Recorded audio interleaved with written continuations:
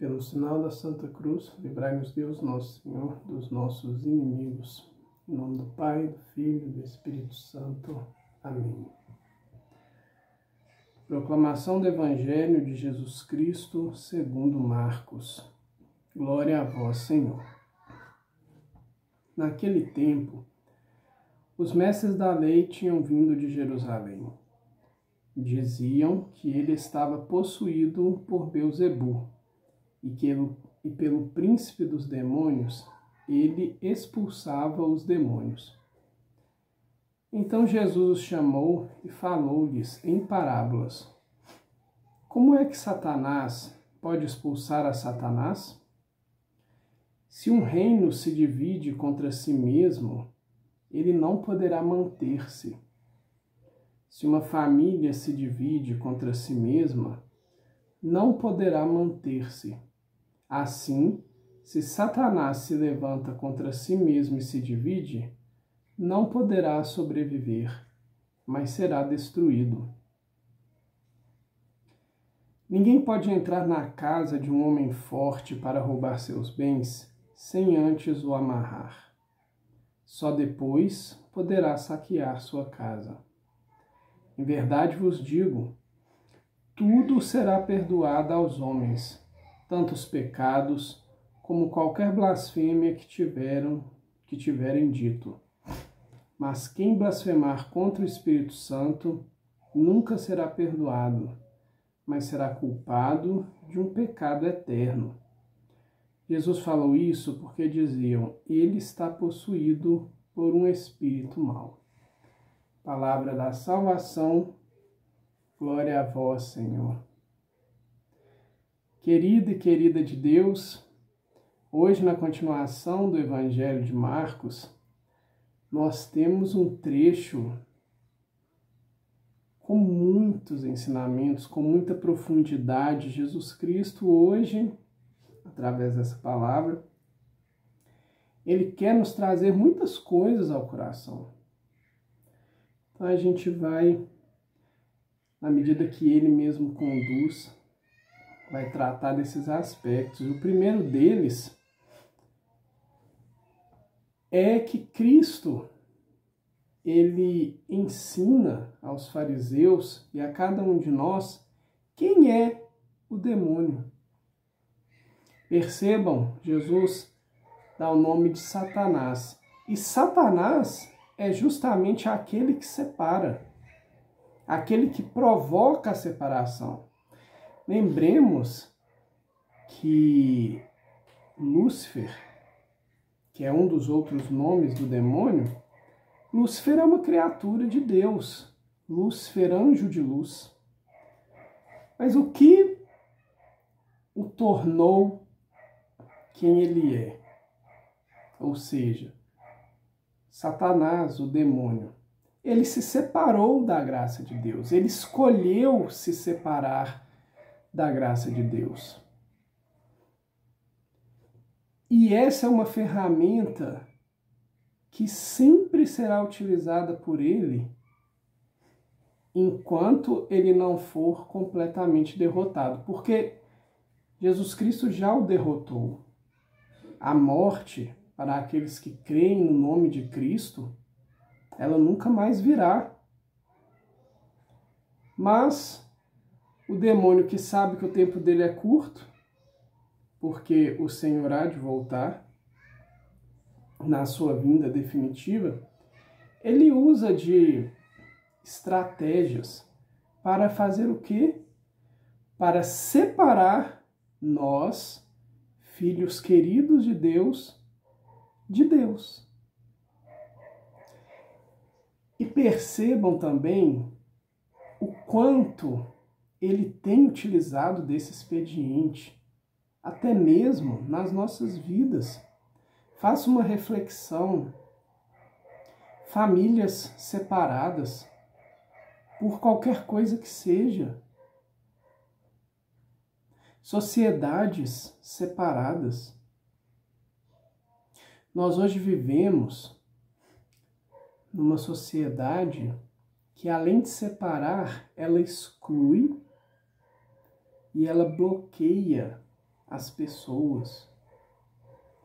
E é de uma forma tão sutil, tão natural, aparentemente tão natural, que nós lidamos com isso com muita tranquilidade.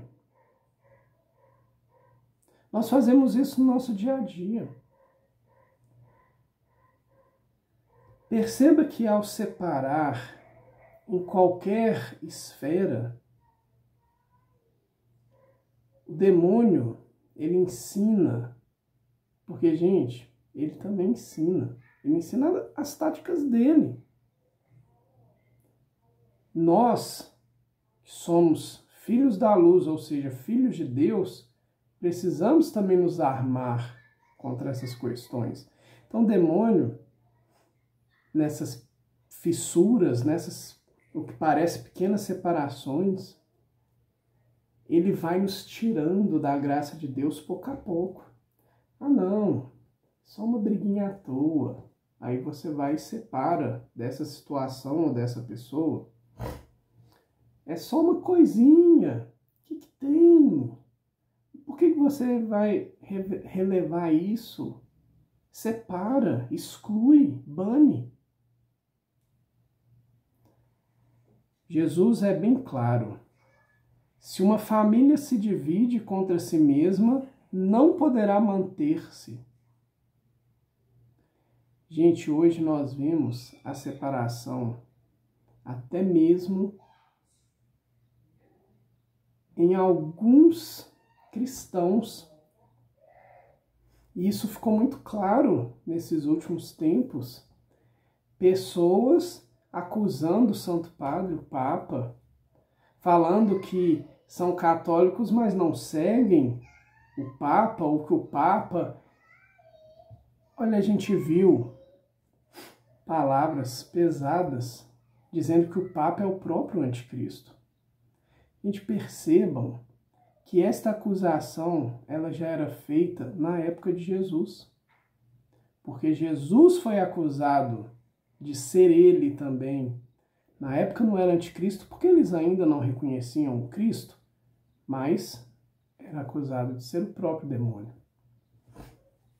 Que a gente possa rezar cada dia mais para Deus nos dar a graça de não cairmos nessa tentação da separação, de sabermos de onde vem e nos resguardarmos no coração de Cristo, no colo de nossa mãe, porque a palavra diz que ela pisou na cabeça da serpente.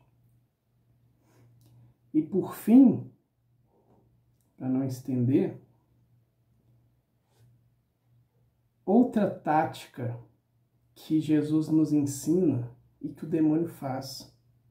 Quando nós estamos fortes, lembrando que Paulo diz, forte é quem está em Deus, porque é dele que vem a nossa fortaleza.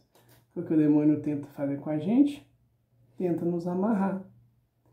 Vai tentando nos seduzir, vai caminhando pelas beiradas, vai apresentando coisinhas, vai sutilmente colocando no nosso dia a dia situações que a gente vai pouco a pouco, vamos dizer assim, se permitindo.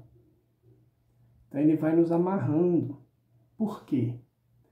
Porque Jesus também fala, nenhum ladrão entra na casa de um homem forte sem antes amarrá-lo. É o que o demônio faz conosco. Que ele tenta fazer conosco. Por quê? Porque ele quer nos roubar de Deus, já que ele primeiramente se desligou da graça de Deus.